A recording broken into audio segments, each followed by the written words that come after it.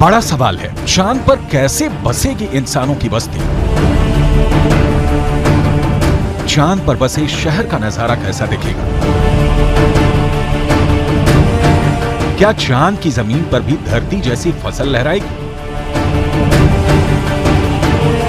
क्या चांद की धरती पर खेती मुमकिन है?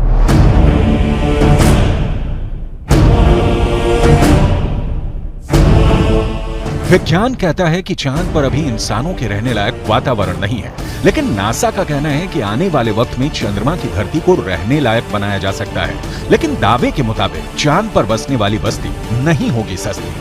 अंतरिक्ष में चंद्रमा धरती का सबसे करीबी पड़ोसी पिंड है।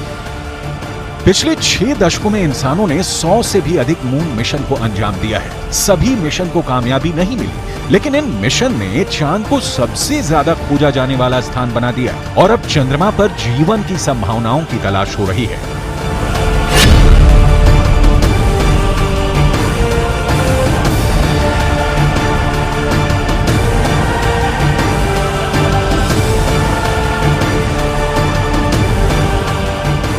अभी तक चंद्रमा से जुड़ी कई हैरान कर देने वाली जानकारियां सामने आई हैं। दावा किया जाता है कि चंद्रमा की मिट्टी में कई तरह के खनिज हैं। चांद की सतह पर पानी होने के भी सबूत मिल चुके हैं। वैज्ञानिकों का मानना है कि चांद पर जीवन के सबूत भी मिल सकते हैं। संभावना जताई जा रही है कि भविष्य में चंद्रमा पर मानव बस्ती बसाने का सपना पूरा हो सकता है, लेकिन ये काम इतना भी आसान नहीं है। चंद्रमा पर इंसान के कदम भले ही साल 1969 में पड़ गए हों,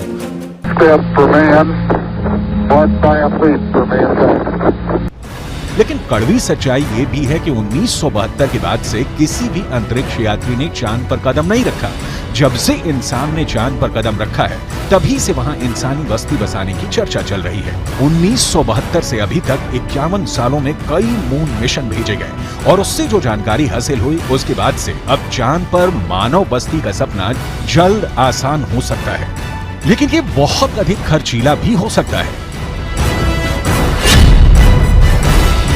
क्योंकि अगर चंद्रमा पर कॉलोनी शुरू करने के लिए धरती से सामान भेजने होंगे तो ये काफी महंगा साबित होगा।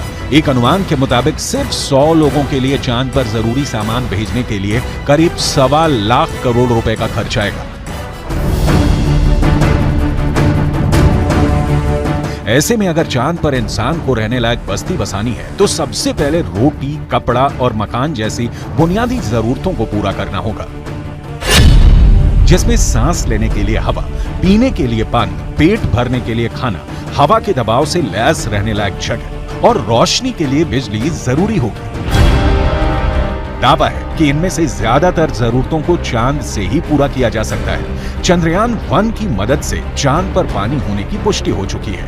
पानी की खोज के बाद इसरो अब चांद पर जमी बर्फ का विश्लेषण करने में जुटा है। चांद की सतह की बनावट को समझने में लगा है। नासा के मुताबिक चांद के दक्षिणी ध्रुव पर बर्फ है। बर्फ के साथ साथ वहां दूसरे प्राकृतिक संसाधन भी हो सकते हैं। साल 1998 में नासा ने मून मिशन के तहत ये बताया था कि दक्षिणी ध्रुव पर हाइड्रोजन है। नासा का दावा है कि अधिक मात्रा में हाइड्रोजन होने की वजह से वहां बर्फ होने की संभावना है। इसके अलावा चांद के दक्षिणी ध्रुव पर बड़े बड़े पहाड़ और कई गड्ढे हैं। ज्यादातर गड्ढे ऐसे हैं जहां अरबों साल से अंधेरा है।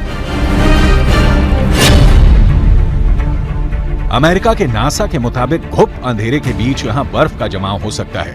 अंदाजा ये भी है कि चांद के दक्षिणी ध्रुव पर अरबों सालों से पानी बर्फ के रूप में जमा हो सकता है। अगर चंद्रयान 3 का लैंडर और रोअर चांद पर बर्फ की मौजूदगी की पुष्टि कर देते हैं तो वहां मानव बस्ती बसाने की संभावना और बढ़ जाएगी। हालांकि इससे पहले भी चंद्रमा की सतह पर पानी होने के संकेत मिले थे। चांद के छाया में रहने वाले हिस्से में पानी के होने के संकेत मिल चुके हैं। वैज्ञानिकों को चांद के उस हिस्से में पानी होने के साक्ष्य भी मिले हैं जहां सूर्य का सीधा प्रकाश पड़ता है। ऐसे में अगर चंद्रयान 3 चांद के दक्षिणी ध्रुव पर पर्याप्त बर्फ होने की पुष्टि कर देता है तो चांद की सतह पर मौजूद बर्फीले पानी से इंसानों की बस्ती और चंद्रमा पर अर्थव्यवस्था के लिए आधार को तैयार करने में मददगार साबित हो सकती है। आइए रसायन विज्ञान की भाषा में समझ लेते हैं कि ये कैसे मुमकिन हो सकता है। रसायन विज्ञान में बर्फीले पानी का रासायनिक सूत्र होता है H2O। पानी एक एक अणु में हाइड्रोजन और ऑक्सीजन 2:1 के अनुपात में मौजूद होता है, यानी पानी के एक अणु को हाइड्रोजन और ऑक्सीजन में तोड़ा जा सकता है। H2O equals H2 plus O2, यानी पानी की मौजूदगी में चांद पर सांस लेने के लिए ऑक्सीजन बनाना आसान है। वहीं पानी से हाइड्रोजन और ऑक्सीजन को अलग करके ईंधन के तौर पर इस्तेमाल कर सकेंगे। साथ ही साथ पानी से चांद पर बिजली भी तैयार की जा सकती है। साफ है, चांद पर मौजूद पानी कई समस्याओं का समाधान हो सकता है। पानी के इस्तेमाल से सिंचाई के लिए खेती का काम भी आसान किया जा सकता है, क्योंकि चांद पर इंसानों की बस्ती को लेकर रिसर्च कर रहे वैज्ञानिकों को तब बड़ी कामयाबी मिली थी जब चांद की मिट्टी में पौधे उगाए गए। अपोलो 11 मिशन के दौरान करीब 22 किलो सामान चंद्रमा से लाया गया था। इसमें तकरीबन 50 चांद के चट्टानों के टुकड़े और चांद की मिट्टी शामिल थी। शोधकर्ताओं को इस बात का बिल्कुल भी अंदाजा नहीं था कि चांद की धूल भरी मिट्टी में कुछ उग भी सकता है या नहीं। उन्होंने इसे एक प्रयोग के तौर पर लिया कि अगर अगली पीढ़ी में कोई चांद पर जाता है तो वहां पर कुछ उगा सकता है। जो नतीजे सामने आए उसने वैज्ञानिकों को चौंका दिया। ऐसे में अगर चांद के दक्षिणी ध्रुव पर पर्याप्त मात्रा में पानी नहीं मिलता तो चांद पर बस्ती बसाने का सपना अधर में लटक सकता है। यानी चांद पर सस्ती बस्ती बसाने में चंद्रयान 3 बहुत बड़ा रोल निभाने वाला है, जिसकी शुरुआत चंद्रमा के दक्षिणी ध्रुव पर भारत के